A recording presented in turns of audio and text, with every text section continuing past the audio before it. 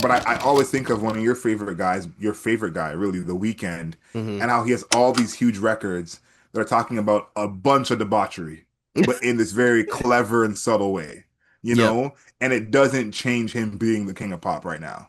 And I think that Ari Lennox kind of can do a version of that. She's such a talented songwriter and a talented vocalist that a song like this, there are certain lines where you're like, oh, I know what that means. But then a couple lines later, you're like, wait, what are we talking about now?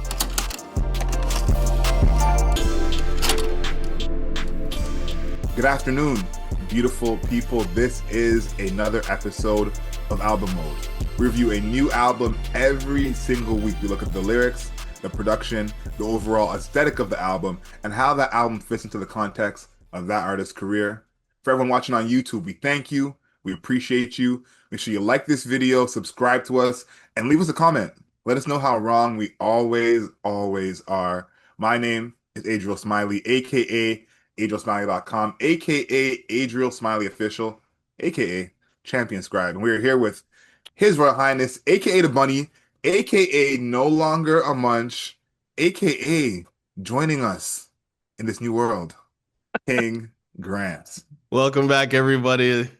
We are here with one of my low-key favorite artists, Ari Lennox, and her latest release, Vacancy. Ari Lennox, R&B, songstress, sultry, seductive. Her music is very slow, and I've been thoroughly enjoying it since ASL days. ASL days, listened to it, and then we went back. I went back personally. Shea Butter Baby action. And we are here now with Vacancy. So you can imagine, I was quite looking forward to this because I remember being up on Ari Lennox. That trio of her, Kaylani, and the other person that I cannot remember at this point in time. I'm SZA. SZA. Is it SZA? I like Ari Lennox. I thought it was SZA, Summer Walker, and Ari Lennox. I didn't know it was Kaylani. Yes, Kaylani seems, I think, is before all Yes, them. you're right. SZA, Summer Walker, and Ari Lennox. I'm actually Ari Lennox in that trio. I'm an Ari Lennox boy. So I was looking forward to this album. How did you feel about the lead up to Vacancy? Ari Lennox is one of those artists I don't need to listen to the singles because I'm already Facts. deep in. I'm Facts. gonna listen to the full album over and over again, no matter what happens. This is also her first album since parting ways with Dreamville Records in April of 2025. So less than a year later, drops her first album on this new deal with Wasserman. So I was excited for that. I'm an OG Ari Lennox fan because everyone, if you listen to this podcast, you know I'm big Dreamville. I'm in the Dreamville Discord. Okay, that's how deep it Wow. gets. Um, but I first heard Ari Lennox when she appeared on Revenge of the Dreamers 2. Okay, this is back in 2015, and she had that song Backseat with her and Cause. Hmm. That's when I was like, I gotta find out who this is. I love the voice, the energy in the music. So I've been a fan of Ari since those times. Excited for this new music. Again, she had a bunch of problems, this felt like, with the label when she was with Dreamville. So to see what she does on her own, I was very excited to see it. One thing I think we had to talk about before we even get any further is our last Ari Lennox review. Okay, ASL, for those of you who know, age, sex, location. One of our I guess favorite albums that we reviewed on this podcast. Because I'm gonna Absolutely. just break the news right here. We both gave it a 9. Yeah. So yeah, one of our favorite albums we've ever reviewed. If you haven't heard that album, go ahead and check that out. What did you feel in terms of your expectations after ASL? Because ASL was so good that it's like, can she even top that? Yeah, that was pretty much exactly how I was thinking because ASL was, I don't want to say it was super sophisticated in what was happening on it, but the execution was super high. And I was getting in that zone, that sultry, again, that very relaxed, very silk sheets type of music, right? And I was in there. So when Vacancy was announced and this was like a real thing, I was like, I don't know where the sound goes because that type of music has been well explored by a plethora of artists, like artists out the wazoo when it comes to that. So I was dubious, but I thought to myself, if the execution could be as high, maybe we get a little bit more interesting with the features, then we can be talking about raising the bar. So that's why when I came into this album, one of the first things I looked at was the track listing. I'm like, who is featured on this? Nary a feature. Nary a feature on this, Adriel. Yeah, we have the one living legend, Buju Banton. That was the one I basically ran to. Of course, you guys know I'm a big Buju fan, so I said, I like Buju Banton. Come on, finger guns in the air. If you're watching on Hmm. YouTube, I got the Jamaican flag behind me, so you know we're huge, huge Buju Banton fans. But Ari doesn't need the features. She made that clear across her career, across her catalog. She has not been a feature reliant artist. Hmm. She has kind of that own tone where she can kind of carry a song, carry an album all by herself. So when it came to looking at the features, that didn't deter me in any way. I said, you know what? I'm actually more excited. Okay, Wow. she's Okay. come, she's kind of standing on her own, showing I can do this. I don't need any of that extra help. Now, they had four singles that kind of led up into supporting this project. We have Soft Girl Era, Hmm. Under the Moon, the title track, Vacancy, and then Twin Flame. One thing about this project, the names of these songs is so interesting. The names of these songs is almost like clickbait in a sense. Like it's all these phrases and words that are very prevalent on the dating part of the internet. If you're on that side of the Yes. internet, God bless your soul. But these are all phrases from that side. Soft girl era, twin flame, Hmm. horoscope even. Deep strokes. So yeah, that one as well. So I think that, having those kind of made me feel a little bit queasy in a sense because I think Ari Lennox is above that kind of clickbait type of stuff, but her music has never been clickbaity. So Yeah. maybe this is just new strategy. We're on a different label now. We got to kind of make it work, but I never was worried about the music itself. Yeah, me neither. So coming into this, had high expectations, relative high expectations. Let me see what's gonna go on. I needed to see something, right? And I feel like she's showing me a little bit on Vacancy, especially when it comes to the production. This is one of the more diverse, I think, production wise when it comes to her music because now she has songs like Cool Down and Company, a little bit more let's say reggae influence, which I was kind of surprised by. Especially on Cool Down, lot basically it was like a whole rhythm underneath the entire thing, right? Versus sounding like R&B production, it was much more closer to reggae. So there's that.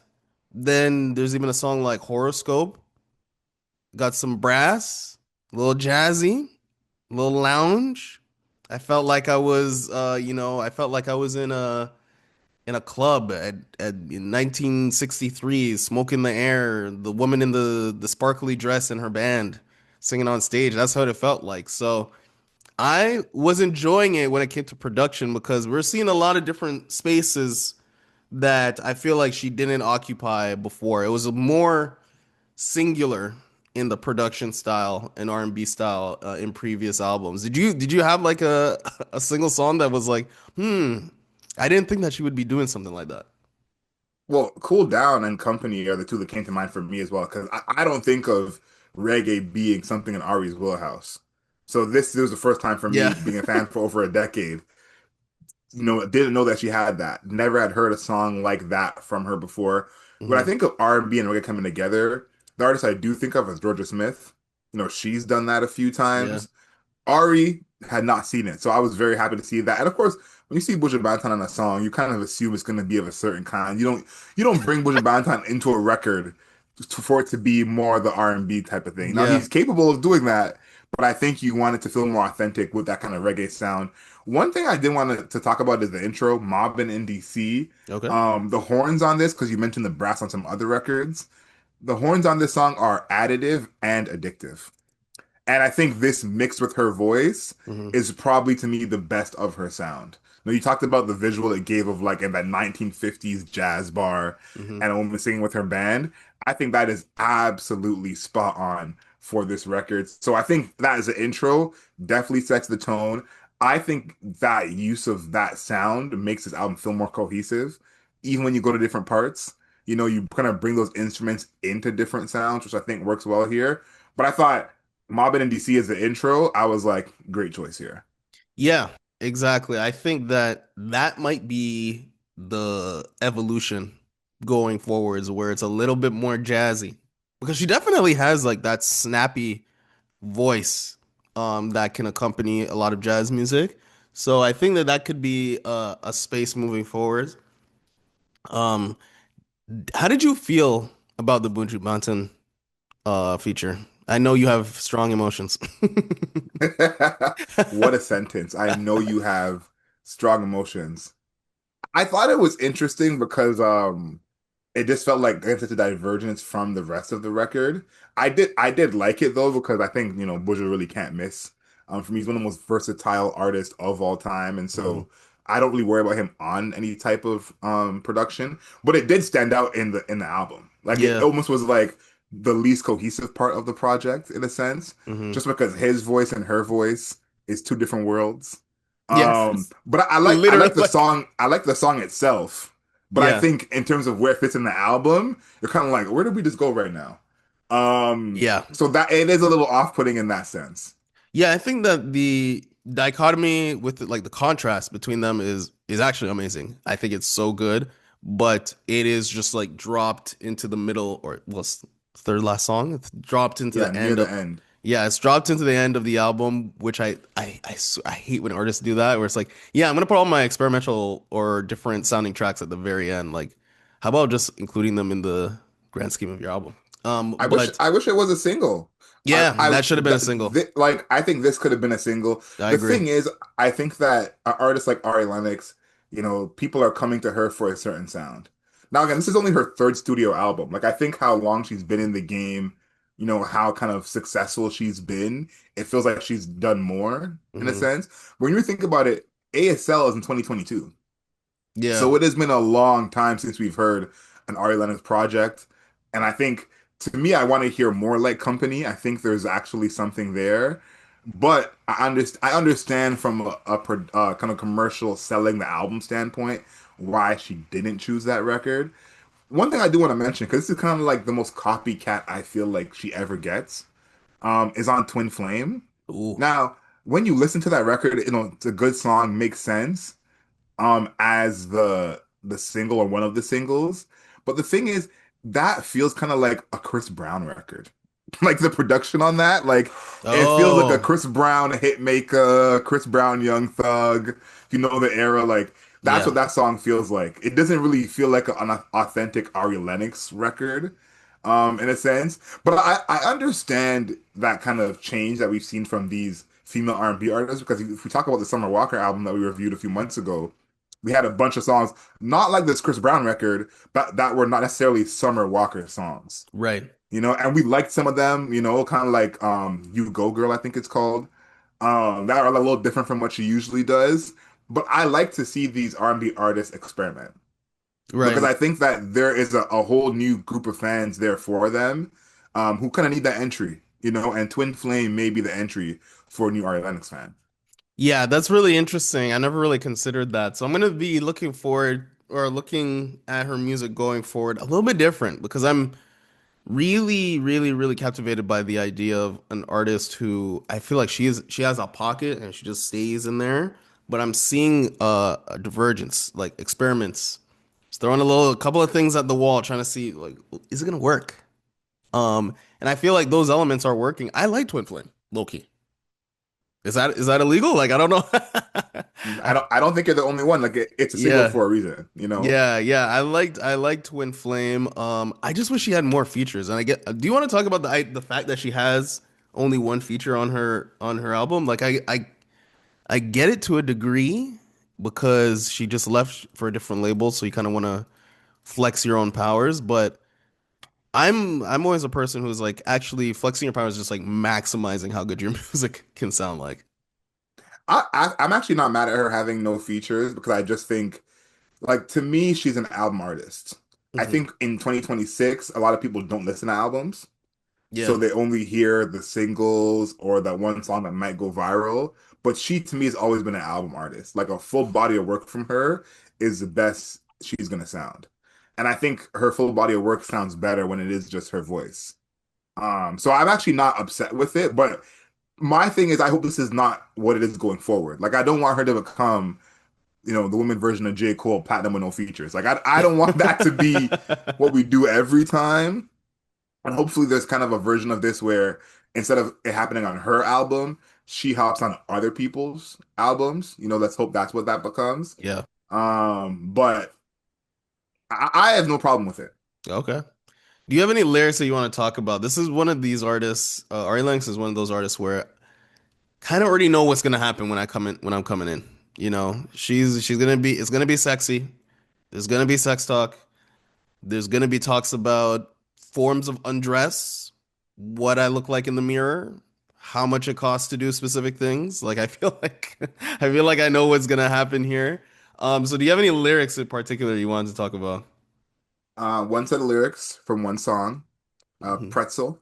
Oh, see? I love that she called the song Pretzel because if anyone remembers that time when it was like send that person that you're sleeping with or you're partnered up with the Hmm. pretzel emoji, and if you know what that means, you know what that means. Um, but Ari Lennox also, I think we talked about it on the ASL review. A bunch of these kind of raunchy lyrics. I feel like on this album they're more subtle. Yes, I agree. And I think the fans know what she's talking about. Sometimes even the tone of the song is clear where she's headed and the way she sings it as well, which I think is a huge thing for her. But a lot more subtle on this project. Um, all my friends know Ari Lennox is one of my few celebrity crushes. It's a very small list. Ari Lennox Mhm. is on that list. So obviously, she gets a 10 out of 10 for me when it comes to anything that we review. But I thought that Pretzel was probably the best example of the lyrics being more subtle.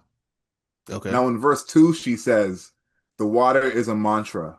Prepped up, yeah. It's helping my posture. Say, when I feel like I'm getting closer, I'm on another level, like I'm floating on a cloud. Dripping that icing, transcending, I'm bending, I'm melting. Different poses, feel it deeper than a balance beam. I can't take it. Lunging it in like you about to run a mile. For all the kids who listen to this podcast, we apologize for that section right there. But that is Ari Lennox for you. Okay. If you are an Ari Lennox fan, these lyrics are not new to you. This is clearly staying on topic. This song is called Pretzel. It's Hmm. talking about sexual intercourse. This whole section is talking about it and actually sticking on kind of the theme of what pretzel even means for those who are mostly millennials and Gen Z who are online. But this is the kind of record that I feel like she has almost been like trying to make for such a long time.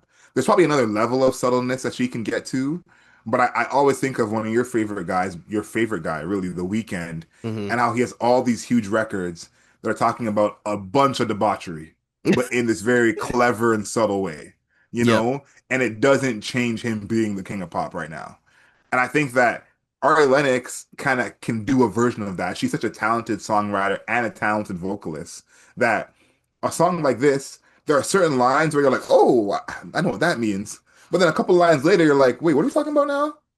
And I think that that kind of ambiguity in her lyrics for the casual listener is kind of the key to the next step for her. So, Pretzel, an amazing example of her doing that. Yeah, I think that her songwriting is a little bit more fun now. I think a good example is Horoscope. Um, Most people who know me in real life, not really a horoscope person.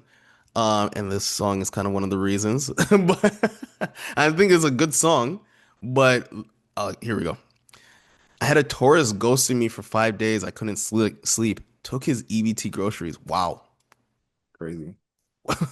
Oh, I bet he'll call me now. August Leo threatened me, accusing me of cheating. Could have got some D in London, but stayed and held it down. Okay. Oh, I saw the signs, but I ain't pointing blame. Some things never change. Should be read between the lines.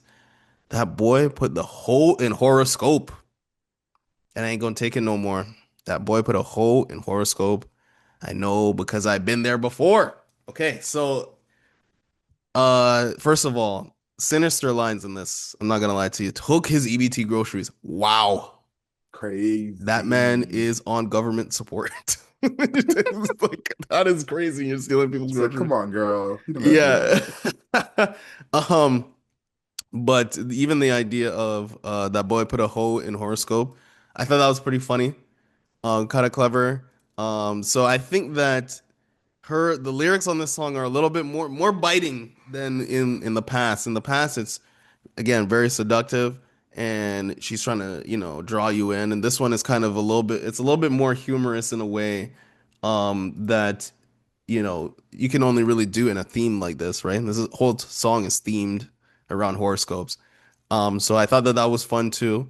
So I'm not a horoscope person. It isn't my Hinge account because that's a business decision. That's a business You decision. you gotta put it in there. Yeah. That's it. This has to be in there. That's a business decision. But yeah, I think that this is a cool song for her because it's just outside the realm. It's thematic in a way that most of her other songs are not thematic. So that was cool. A little bit fun lyrics too. I like it. Yeah, no, she ate with this one. Like both of our examples are showing what she can do in terms of having those sexual lyrics, sexually charged lyrics, Hmm. but not over the top. Like this is not WAP here. Okay, like these are Yeah. songs you can No. still play around certain people. So we love her for that. I want to talk about what this means for her career. Hmm. Because to me, I think this is a win for her career. She's in the group of artists where it is more important to have good music. Yeah. I think her fans will go see her on tour continuously. She has those fans. They're loyal to her. They will continue to see her on tour. I don't know if this album made the splash that ASL did. This album feels a little bit more under the radar. Everyone I know who's listened to it has loved it, Hmm. so I think the fans are really liking this project. But I think that an actual splash of it being more popular is not there. So to me, I think it's still a win though, because for an artist like Ari Lennox, having a good album is more important than having a big album. Yeah, I agree. Right, but one more thing I wanted to add. How did you think about her singing? I feel like usually we don't like point it out Mm. unless there's something crazy going on. But I thought her singing was actually really, really solid, especially in like songs like 24/7 or 24 seconds. Sorry. It feels like she's gotten better. Like, Yeah. am I tripping with that? I never felt like she needed to get better. Like when we did ASL, I don't remember me saying, "If only she could sing a little better." Like, that didn't really cross my mind. But Right. I did notice on this album, I was like, no, I feel like she stepped up vocally. Yeah. So yeah, thank you for kind of mentioning that because I noticed it on this album too, and I was like, is this interesting with someone who's already kind of at such a high level for you to feel like they stepped it up again? Yeah. So maybe 2026 most improved player. Ari Yeah. Lennox. Yeah, maybe. I was just thinking about it because songs like 24 seconds where there's just like more vocal tricks that she's doing, like even the singing kind of there's like a spliced element of rapping in there as well. And then there's like, runs and stuff like that. So I was like, oh, that's really interesting. I didn't really think that she'd be adding extra bits to her repertoire because I didn't think that she need to at all. But for her to continuously add in that way, I just thought it was cool. And again, she's one of the best singers in this cohort that we just talked about. I know every time when she's singing, I know the words that she's saying. That part. So, That part. so No, I just, it's important. Like yeah. So, I appreciate that. So I think that, yeah, I don't know. I brought up the singing just because I was like, oh, it's like noticeably better, no, like I noticeably. I think right now, and again, I think people will disagree with us, but I think she has a case for having the best music out of that three. Hmm. Like between her, Summer, and SZA, I would say the three last projects they all released, SZA's Super Duper Deluxe, Yeah. Summer Walker's last album, and then this, I would say I like this the best out of those three. Yeah, cause Um, you listen to Under the Moon and she's going for these like these Caliucci type of oohs, right? So I'm big on that. Also the what was it? I think the sample in that, the shoo up at the beginning is really cool too. So there's like a lot of good stuff happening in this project, man. Do you think it's a no skips? I think so. I Yeah. actually do think so. I never skipped a song listening to this album. Like, and it never occurred to me till you mentioned it right now. But listen to Mhm. this album as many times as I did. never skipped a song. So I think by that definition, it's got to be a no skips. Yeah, I think it's a no skips as well. I think her music style lends to it being a no skip, because it's always so relaxed. Unless something outrageous is happening in one of the songs, you can kind of just like run them back to back and not even notice. But it's always a good experience. So it's a no skips to me. But is it a vinyl cop? Oh, I think this is a Vinyl Cop. This is not probably the most Vinyl Cop of her albums because when you talk about the cover, I Yeah, think that the cover is good. I think this is like kind of shows this new era in a sense of like sexy, but I'm classy, covering up in a very, dress. Yeah, yeah, very classy. exactly. Classy, but still sexy. Um, but to me, this is a Vinyl Cop. I think so, man. I think this is the album that would sound the best on vinyl. I think like Hmm. all the horns, even some of those like bass heavy reggae vibes. So I think this is a Vinyl Cop for me. Yeah, I'm gonna say this is a vinyl cop as well. I like vinyl cop. I think the cover, you mentioned it. I love the colors on the cover, that like teal green Yes. combined with that like maroon No, I rug. want that couch. Like, Yeah. It's like let a me get that mid-century couch. it's like a mid-century couch, and then even her skin and the dress, just like it's a beautiful combination of colors happening here. Also, Ari Lennox, beautiful woman. You can't really go wrong with having her on the front of the Yeah, album. So that helps. yeah, That helps. that's all. So I would say, yeah, this is a vinyl cop. Do we have anything else? How do you feel about the cohesion? Cohesion, I feel like is pretty high, to be honest. Yeah, cohesion is high on this album. Like that's part of why I say this is good for her career Hmm. because the cohesion is so high that this album sounds even better as a full album. Yeah, You this catch the is. singles, you can like them, but the album as a whole, really good. Yeah, I agree, and also I feel like it's gonna get sampled or not sampled a lot. Or maybe, but it's gonna get playlisted a lot. I feel like this is gonna be on a Yes. lot of people's playlists. Just people picking and choosing each song is gonna be on a playlist. So I think that even so, that's even like I feel like that's your songs getting playlisted. I feel like is almost like a opposite end of the spectrum of it being cohesive. But I still think because the songs meld together so frequently, I feel like you can, when you're making a playlist, you're just like, okay, we're gonna cut out these five songs and just move it over to the playlist, right? So, yeah, I think the cohesion really, really, really, really, really high. Um, and yeah, I think that she's doing brilliant work here. Do you have anything else to say before we get to the moment everybody's waiting for? One thing I want to say before we get to our scores is that I think what's left for her is kind of the acceptance by the industry. I Okay. think one thing I don't see enough is Ari Lennox is not a part of these like tributes on these, these music shows or at these award shows. Like, Hmm. I think how good she is vocally in her performance, like she should be more the performance darling. Does that make any sense? Facts. She should be She performing does. every show for real. Yeah, she doesn't get those looks enough. I don't know who she pissed off or what that's about. Hmm. But I think that's the next step is that she can be known for just being so talented. She may never be as big as whoever.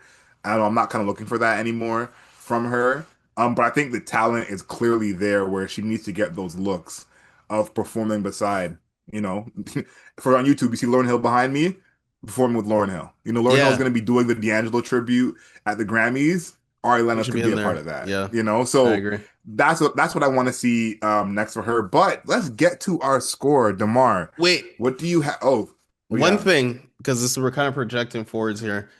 Who do you want to see her work with? Because this album, again, it only has one feature, and her previous Hmm. work, ASL, only had like three people, four people, and she's on a new label, so she's kind of in a rebirth phase of her Hmm. career to a degree, right? Because she's not part of Dreamville. Dreamville is a completely different sound.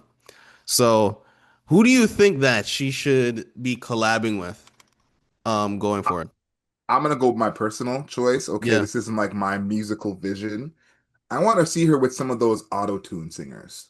Okay. Okay. So Don Tolliver, 24 Hours, Black Bear, even New Yeet, because Yeet can sing now. You get, yeah.